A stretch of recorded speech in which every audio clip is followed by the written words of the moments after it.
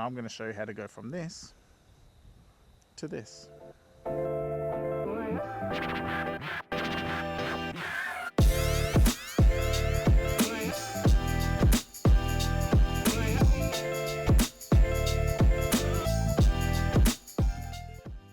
In this video, I'm going to share with you two really vital drills which helped me fix my backswing from taking it horribly inside to taking it perfectly back on plane.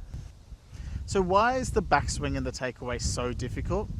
We have to work against gravity. Everything in the backswing is kind of opposite.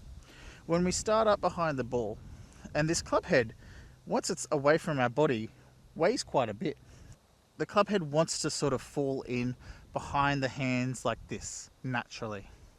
Okay, so we need to actually fight gravity early in order to work with gravity on the way down. The perfect takeaway needs to have a couple of checkpoints.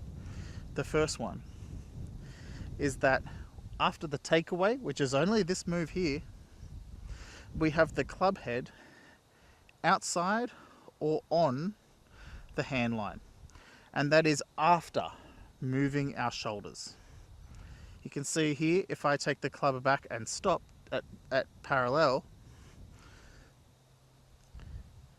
my hands have actually moved in, but the club head is actually going down the line almost, maybe slightly in, but it is outside the hands. The second checkpoint for the perfect backswing is to make sure that on the way up, the club shaft at chest high is pointing, the butt of the club is pointing in between the ball and my toes. The reason these are incredibly important is that we need to fight gravity early, then make it weightless for the transition to come down opposite. And I'm going to make another video on the transition and downswing, so stay tuned for that one. So how can we achieve these positions? They're so hard to get to because they don't feel natural at all. I have two drills that are going to really help you. Oh, Smoked it.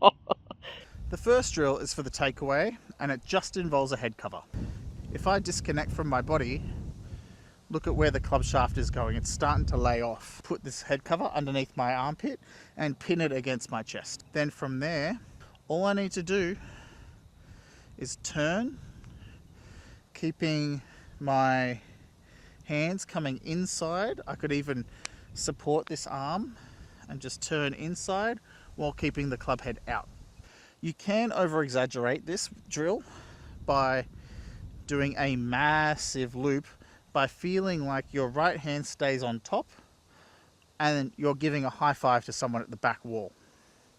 So if you do that, it will look like this. And obviously you can see this is no over exaggeration, but you can see how if I keep this hand on top, feel like I'm high-fiving someone at the back wall, I'm not letting it turn.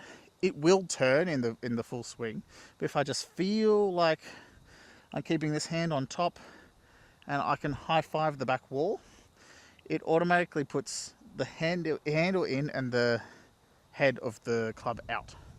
And that will help me gain that feeling that I need to have. This feeling here. Once you have that feeling down, drill number 2 is the backswing. And this drill right here is the best drill that helped me with my swing personally. I hope it helps you too. Grab an alignment stick and put it down the shaft or on the side of the shaft of your club and take your grip.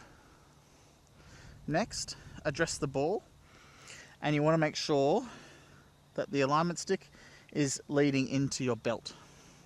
This actually helps you with your hand height as well if you're struggling with that. Take your stance, and on the takeaway, once again, if we're going to lose the club out, you can see how the club shaft comes off my hip. There's a big dirty gap here. We don't want that. Okay, we want to actually keep the club shaft touching my hip, and that's going to help with your takeaway.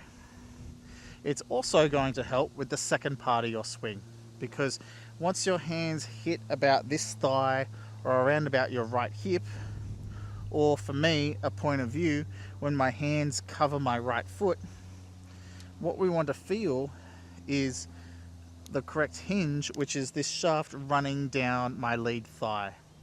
And what that does is it sets the hands in the correct angle, just outside the hands. It's not off my hip, it's here. It's erring on outside of my hands, like this. And then if I do this, I can get to this checkpoint, and you can see where the butt of my club's pointing. It's pointing straight between my toes and the ball. If I get to here, that is too flat. It's pointing outside the ball. If I get to here, that's too steep. It's pointing at my feet. This drill really does get in the perfect backswing move. It is amazing. It's done wonders for me. So many good things with this drill. You can actually hit balls with this too. Just maybe half swings. I'll hit one and show you.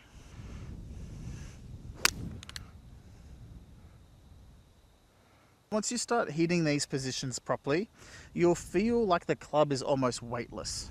And if I do my takeaway properly, I should be able to feel it come outside. This is the most resistance in my swing, right here. Outside, and then when I get to here, I can actually almost let go of the club. It is just balancing right there between my hands. Okay, so it should actually, if you overdo the drill a little bit, should feel weightless here, and it's pointing right off the ball of my foot there. I really hope that these tips help. I know exactly how frustrating the backswing can be. I used to love feeling like I'm getting the club back in here and feel like I'm returning it to here. Doesn't work that way. The golf swing, you could have a perfect plane coming back, perfect plane coming down, but that's incredibly rare. Look at Tiger Woods. He does that really well, but even the best players in the world will err on one side of perfect on the way back and the other side on the way down. And hopefully, if you work on these drills, you can have a perfect takeaway and backswing too.